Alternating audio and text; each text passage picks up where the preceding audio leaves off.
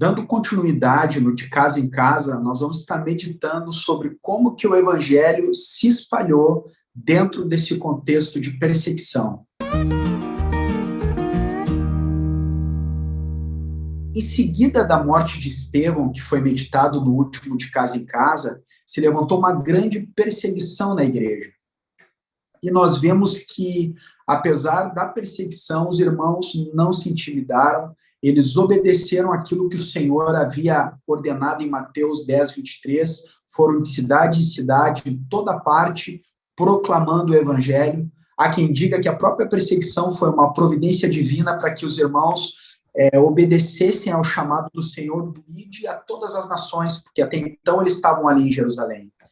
E o contexto, aos olhos humanos, poderia não parecer tão favorável, porque, de um lado, eles tinham os romanos que os perseguiam, de um outro lado, eles tinham os próprios judeus que também os perseguiam, e diante de si, eles estavam diante dos gregos com as suas filosofias, e tudo isso dentro desse contexto que poderia parecer desfavorável, através de homens simples, porém cheios do Espírito Santo, viraram o mundo de cabeça para baixo no poder do Espírito. E nós podemos ver, né, Dario, que aqui nós poderíamos até parar para pensar, será que valeria a pena todo aquele esforço, perseguição, por aquelas vidas que estavam ouvindo, e essas que estavam ouvindo eram as mesmas que estavam perseguindo? Será que dali podia surgir algum fruto que valeria a pena? A resposta, a gente pode dizer que valeu a pena, né? O evangelho chegou até nós e a pregação do evangelho sempre vale a pena, né? E ali, né, a gente começa, no início do capítulo 8 de Atos, a gente já vê um homem chamado Saulo, que participou da morte de Estevão e queria destruir a igreja, né, conforme o versículo 3 ali. E o capítulo 8 de Atos, ele começa assim: e Saulo estava ali consentindo na morte de Estevão.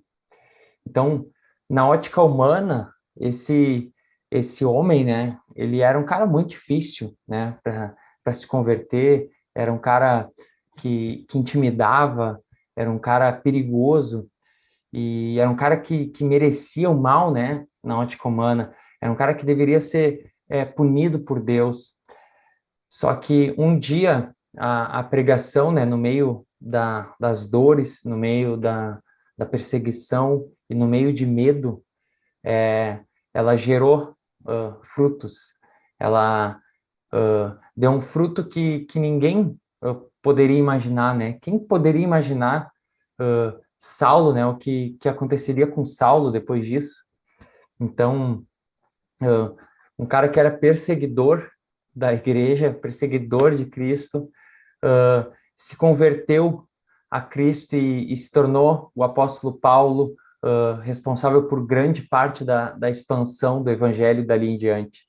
Então, a gente vai ver a história da conversão dele no próximo tópico, mas que esse fato, que essa lembrança, né, de que não olhar para as circunstâncias, né, não olhar com os nossos olhos carnais, mas olhar com os olhos do Senhor, que sabe de tudo, que é soberano sobre tudo, sobre todos, cujo Espírito Santo, né, convence o mais terrível dos homens a um pecador e pode transformar essa pessoa num homem manso e humilde, né, com o caráter de Cristo. Então, a pregação do Evangelho, né, ela continua sendo parte importante, né, da igreja, e aqui cabe até um questionamento, né, para nós, né, Japa? A gente está fazendo isso aí, a gente, como tá, né, a nossa proclamação como igreja, assim, o que tu tem visto, né, e sentido, assim, né? Até pegando o gancho, Dario, é interessante, né? Porque aonde abundou o pecado, superabundou a graça. Uhum. E nós e nesse capítulo de Atos 8 há uma cena interessante onde Filipe está sendo tremendamente usado por Deus, milagres acontecendo, vidas se convertendo, e o Espírito Santo leva ele ao deserto para que o evangelho fosse proclamado a uma pessoa. Bah. Então nós vemos o quanto o Senhor se importa, ama as vidas, e a questão da proclamação do evangelho, ela é uma questão de obediência, é uma questão de adoração e uma questão de amor. De obediência porque nós proclamamos porque o Senhor nos mandou proclamar. E nós obedecemos ao mandato do Senhor, não é uma questão que devemos ser movidos por resultados. Podemos até pegar o exemplo de Noé, que a palavra dá testemunho que ele era pregador da justiça e salvou a sua família apenas de sua geração. Então, nós não podemos avaliar simplesmente por resultados, porque isso pertence a Deus. Eu reguei, ou plantou, mas Deus é quem dá crescimento. Na verdade, se for observar, a conversão é um conjunto de muitas marcas, é um que proclama, outro que ora, o outro que depois lá vai colher, mas de todas que possam ter semeado é a graça de Deus operando. Mas o motivo maior, eu creio que é a adoração. E tem uma frase do John Piper interessante que ele diz assim, a proclamação é algo temporário, a adoração permanece para sempre. Nós proclamamos porque não há adoração. Nosso desejo é que Jesus seja adorado em toda parte porque ele é digno. E não há privilégio maior para os homens do que adorar ao nosso Senhor Jesus. Na verdade, o pecado tirou o Deus do centro e pôs o homem. O evangelho vem corrigir isso. E também é uma questão de amor pelas vidas que perecem. E por isso nós devemos sim colocar na agenda, devemos sim fugir da desobediência da não proclamação. É uma frase do João Nelson que disse que a grande comissão deve ser a grande missão da igreja e não a grande omissão. Por isso nós devemos ter atenção nesse ponto, porque antes do fim, esse evangelho do reino será pregado a todas as nações. Então, tem uma parte que nos concerne, que eu creio Pedro se refere, né, de nós apressarmos a vinda do Senhor. Eu creio que isso, de uma certa medida, está atrelado ao nosso papel de testemunha a todos os povos do evangelho do reino de Deus. Aleluia. Benção. E é interessante, né, hoje, nós não temos um contexto, né, Dario, talvez de uma perseguição física, mas há uma perseguição nas entrelinhas. Como nos sentimos? O que fazer diante de um cenário que cada vez mais se levanta contra a igreja, contra as verdades do evangelho? Inclusive, vivemos uma geração conhecida como pós-verdade, e nós que hoje precisamos nos posicionar pela verdade absoluta de Deus. Como podemos, nesse contexto, Dario, nos posicionarmos? A gente não tem uma perseguição física, né, como tem em outros países aí, mas a gente tem uma tão perigosa quanto, né, eu diria, o que alguns chamam de perseguição educada, né, ela é cultural, né, então tu vai minando, né, tudo fica mais nas entrelinhas, então ela é uma perseguição velada, assim, né? Mas Jesus falou sobre isso, né, em Mateus 10, capítulo 10, versículos 16 a 23 ali, onde ele fala assim, ó: Eu os estou enviando como ovelhas entre lobos, portanto sejam astutos como as serpentes e sem malícia como as pombas. Tenham cuidado, pois homens os entregarão aos tribunais e os açoitarão nas sinagogas deles. Por minha causa, vocês serão levados à presença de governadores e reis como testemunhas a eles e aos gentios. Mas quando os prenderem, não se preocupem quanto ao que dizer ou como dizê-lo. Naquela hora lhes será dado o que dizer, pois não serão vocês que estarão falando, mas o Espírito do Pai de vocês falará por intermédio de vocês. Ou seja, ali é o Espírito Santo que vai estar nos ajudando, né? Não tem outra, né? Não tem como estar numa situação dessas aí sem o Senhor estar nos ajudando, né?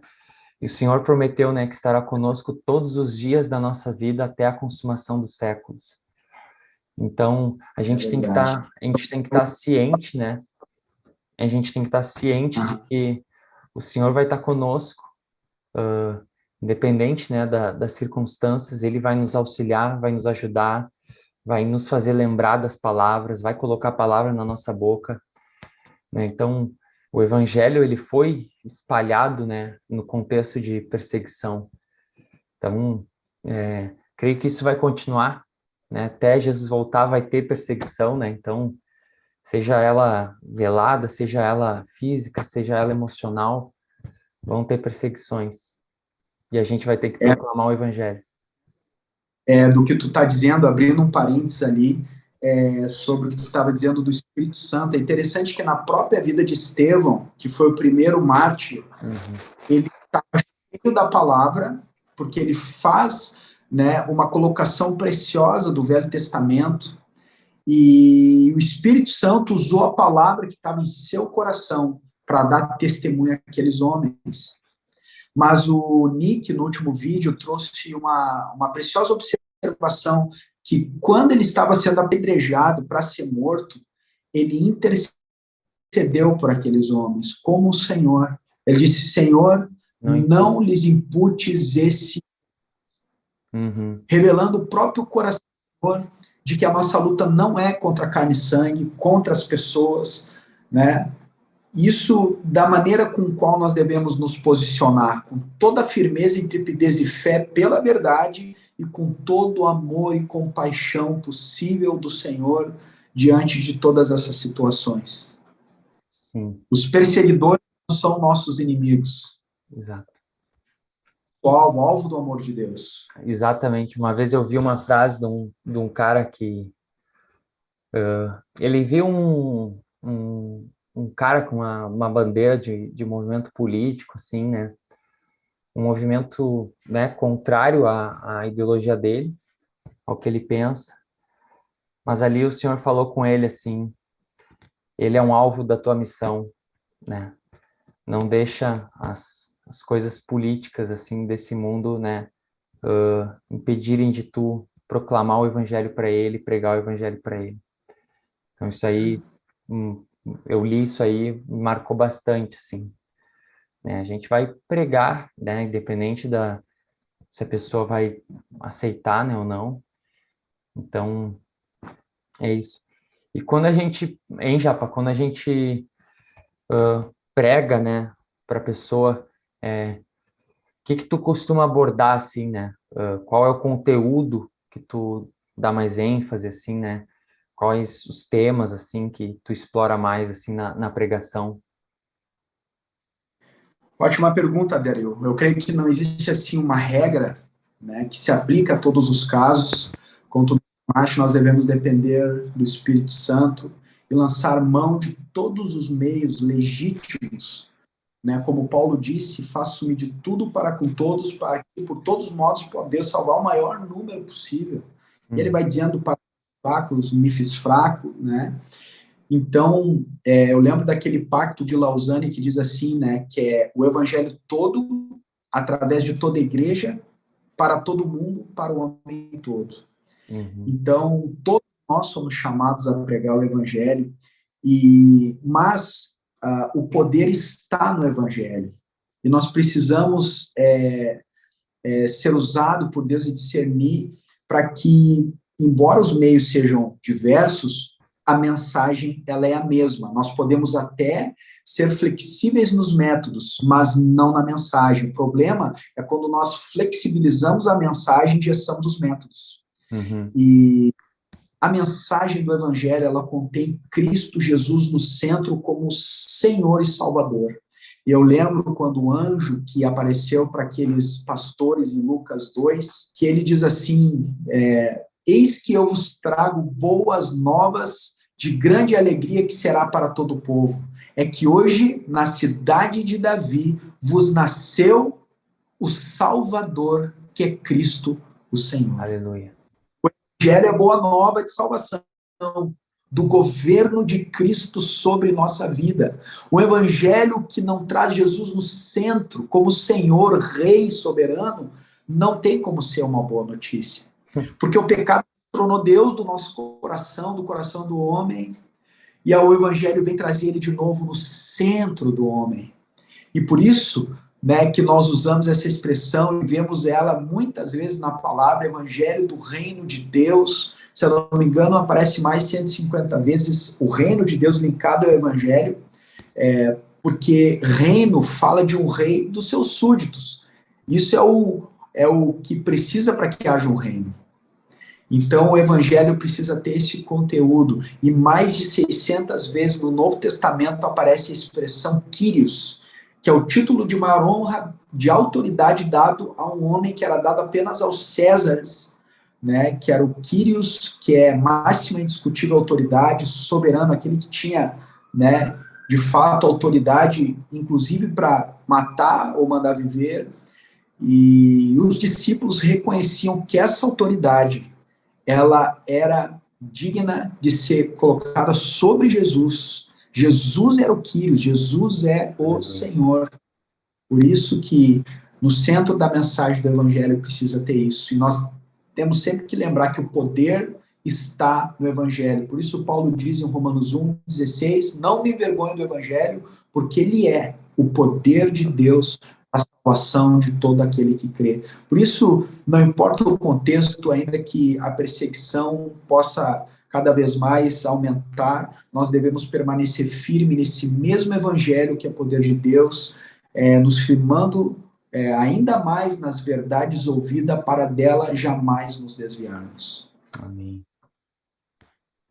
Então, queridos, vamos estar meditando de casa em casa, incentivando uns aos outros a proclamação a essa obediência ao Senhor e buscando graça para permanecermos firmes e fiéis à palavra do Senhor, pregando a tempo e fora de tempo, sendo e fazendo discípulos. Somos chamados a fazer discípulos.